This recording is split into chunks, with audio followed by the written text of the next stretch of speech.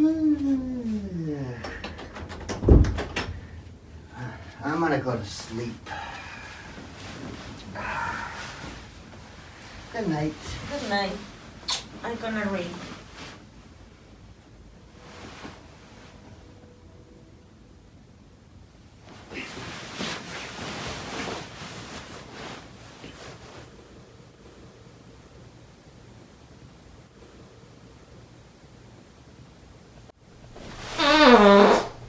Ew! That's disgusting.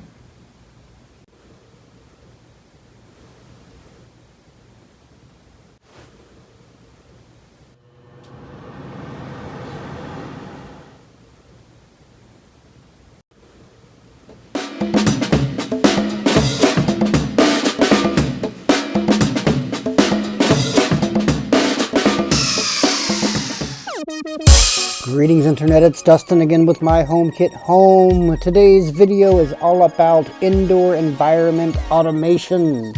If you find this video useful, you know what to do. A big thank you goes out to my wife for participating in the video, so smash that like button for her. So, indoor environment automations, what are they, what do they do? Well, basically you can take any sensor that's HomeKit enabled, of course, and based upon its readings, you can actually have things triggered in your home. For example, if the air quality is poor, you can have an air purifier kick on. Or if the humidity is a bit high, you can have a dehumidifier kick on. These sorts of things. So let's look at how to set that up. Now, if you couldn't tell from the introduction, by the way, if you did enjoy that little part of the video, let us know in the comments down below and we'll try to make more videos like that. But what we'll be working on today is adjusting the air quality based on a sensor. So I'm using here an EveRoom V1 along with an Incipio Command Kit smart plug that's connected to a Honeywell 5250 air purifier, as well as the VocalLink Flowerbud Smart Diffuser. If you're interested in picking up any of these accessories, you can find links to all of them in the description box below. So basically what we're doing is we're taking the air quality data from the EveRoom and using it to control the Incipio Command Kit smart plug, which in turn controls the air purifier. And that information from the EveRoom also controls the smart diffuser. So after we've gotten our physical accessories set up in HomeKit, let's make things a bit easier on ourselves, and we'll set up a scene that's going to actually turn on the Incipio Command Kit smart plug, as well as set our smart diffuser to the right settings. You can do this from just about any HomeKit app if we'll use Apple's Home app. So what we'll do is on the top right, we'll tap that plus button, hit add scene. We will go to custom. We'll give it a clever little name here, and then we'll tap add accessories. Okay, from here we'll look for our bedroom and we'll tap on our air purifier as well as our diffuser. And here you're just selecting the accessories. Once we've done that, we get to tell the accessories what to do. So we'll turn on the air purifier, we'll long press on the humidifier, make sure that it's at 100%. We also want to make sure that we hit the mode button and so that we turn the power state on. Tapping on our background brings us back to our accessories page. Once we're satisfied with that, we'll tap done. And as you can see, our scene now appears in the room. Now that our accessories know what to do, they need to know when to do it. So from the automations tab on the bottom, we'll tap the plus button on the top right. And here we want to choose when a sensor detects something.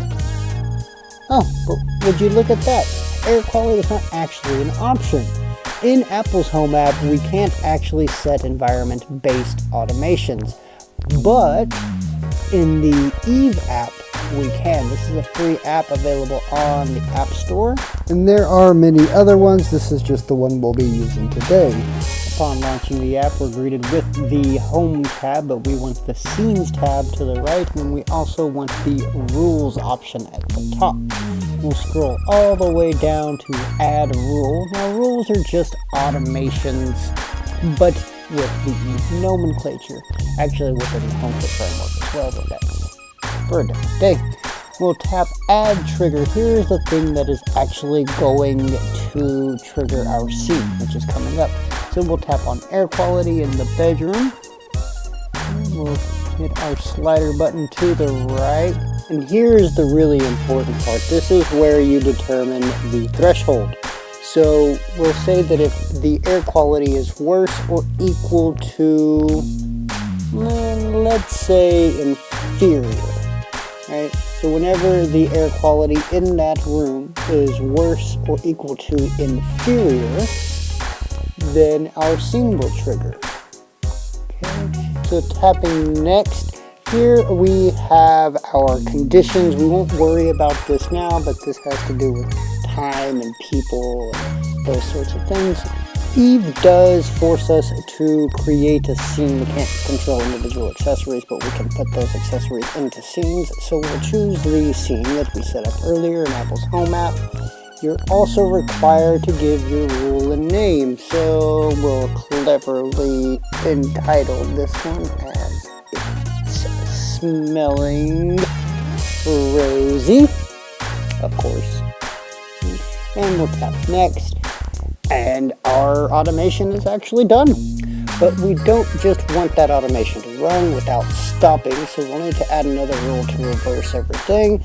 And it's basically the same steps as before, except that we want to adjust our trigger a bit. So with the same device, we'll go ahead and say if it's better than or equal to, let's say, for this one we'll go for fair. Why don't we say fair?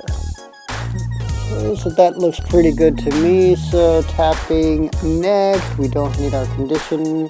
So moving on.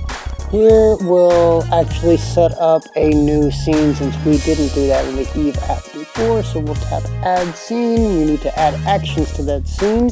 We'll go into our bedroom since that's where our devices are, and we'll track down our air purifier and make sure that it's turned off. And we also want to turn off the diffuser. Here it's a little bit confusing because it does say active for the power state, so we want to make sure that we tap on active and then make sure that that's off. And we'll tap add. Everything here looks good to me. We'll give the scene a name. Here we'll just do breathe easy, something simple that we can remember. We'll tap done. And we do need to select the scene, and then we need to name the rule now. So we'll do something relatively simple. We'll say it smells fine. And we'll tap done.